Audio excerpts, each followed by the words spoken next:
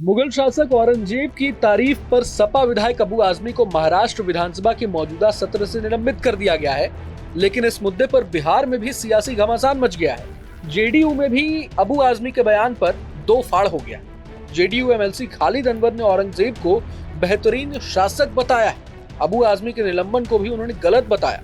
अब उन्हीं के पार्टी में एमएलए डॉक्टर संजीव ने कहा कि औरंगजेब का कोई महिमा मंडन करे ये बहुत गलत बात है। वो बेहद क्रूर शासक था। अगर आज के जमाने में औरंगजेब होता तो भारत सरकार उसको फांसी की सजा देती। वो हिंदू विरोधी था। जो भी शख्स उस क्रूर शासक की तारीफ करे उसको पाकिस्तान, बांग्लादेश या गजा पट्टी भेज देना चाहिए। कोई अनवर रहे, हम उसका खुलकर विरोध करते हैं। उसने हिंदुओं को मरवाया था। औरंगजेब के नाम पर जो शहर है उसको बदल देना चाहिए। असल में जेडीयू के एमएलसी खालिद अनवर ने कहा कि औरंगजेब जालिम बादशाह नहीं थे बल्कि अच्छे बादशाह थे। उन्होंने कहा कि औरंगजेब ने मंदिरों को नहीं तोड़ा था। सुनिए। देखिए, जहाँ तक मुग़ल हुक्मरान औरंगज़ेब का ताल्लुक़ है, औरंगज़ेब के बारे में हिस्टोरियंस की जो राय है वही राय सही होगी। और हिस्टोरियंस की राय उनके बारे में यह है कि वो एक अच्छे हुक्मरान थे, अच्छे राजा थे। कुछ हिस्टोरियंस ये कहते हैं कि भाई उन्होंने कुछ गलतियाँ की किसी धर्म के बारे में, लेकिन ये एकेडमिक डिस्कशन है और एकेडमिक डिस्कशन, पढ़े लिखे लोगों का डिस्कशन ये होना चाहिए, इस पे बातचीत होनी चाहिए। लेकिन पार्लियामेंट या असेंबली इसके लिए सही जगह नहीं है। पॉलिटिकल रैली में ये सब बातें नहीं की जानी चाहिए।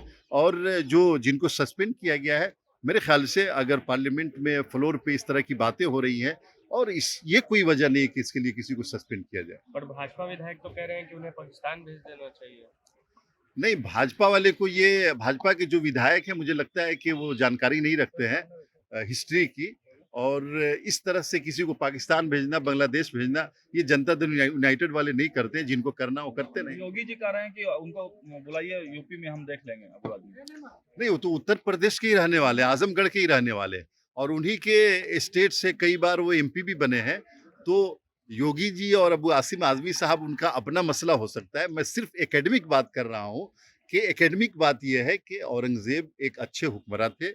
ये हिस्टोरियंस का कहना है। अब खालिद अनवर का बयान आते ही सबसे पहले उन्हीं की पार्टी के एमएलए डॉक्टर संजीव ने पलटवार कर दिया। सुनिए। देखिए, किसी पार्टी के एमएलसी रहे, मिनिस्टर रहे, मंत्री रहे या एमपी रहे, इससे कोई मायने नहीं रखता है।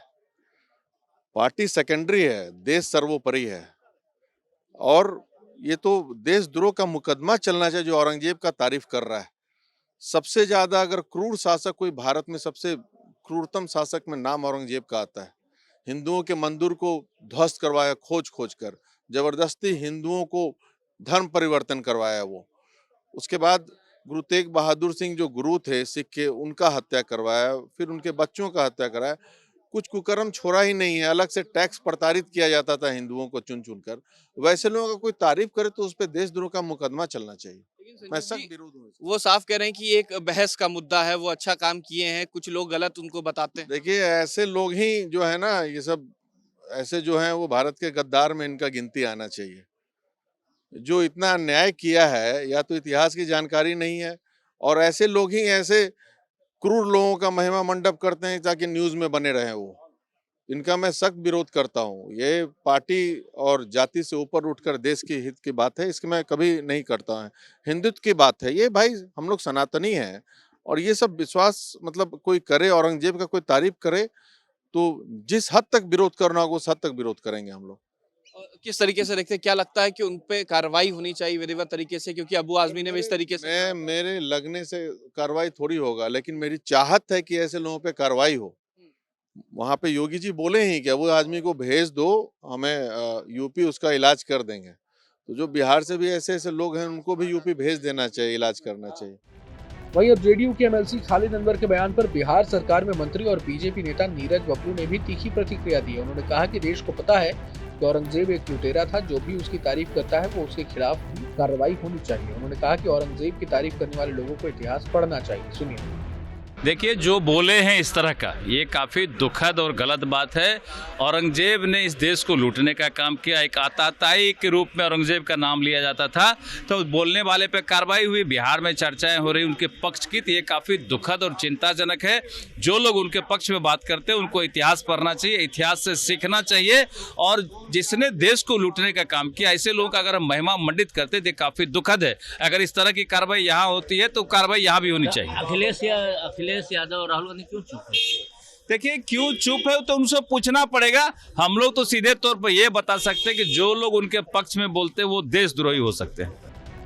गौरतलब है कि हिंदी फिल्म छावा के रिलीज होने के बाद देश भर में इस फिल्म पर चर्चा हो रही है। साथ ही बतौर मुगल शासक औरंगजेब के किरदार पर भी देश भर में चर्चा हो रही है। साल के अंत में होने वाले विधानसभा चुनाव से पहले बिहार में ये विवाद अब चल गया है। अब जिस तरह से सीएम नीतीश कुमार की पार्टी जनता दल यूनाइटेड के एमएलसी खालिद अनवर ने औरंगजेब के पक्ष में बयान दिया है, उसके बाद जाहिर तौर पर ये सवाल उठने लगे हैं कि आखिर एनडीए खेमे में एकमत क्यों नहीं है। और अब जिस तरह से जेडीयू के ही अंदर घमासान शुरू हो गया है तो ये क्या रूप लेता है ये तो वक्त ही बताएगा। लेकिन पूरे मसले को लेकर आप क्या कुछ सोचते हैं हमें कमेंट बॉक्स में जरूर बताएं।